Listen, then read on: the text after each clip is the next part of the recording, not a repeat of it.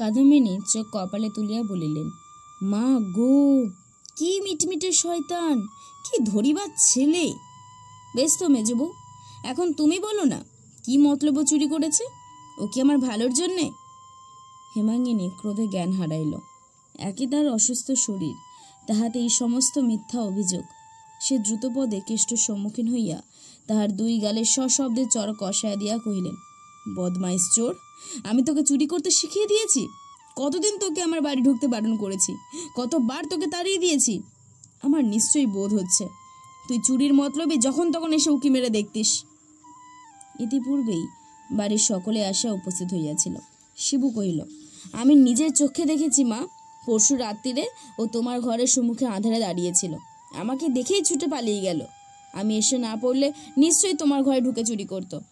পাঁচু গোপাল বলল, জানে মেজখুড়িমার অসুখ শরীর, সন্ধ্যা হলেই ঘুমিয়ে পড়েন। ও কি কম চালাক?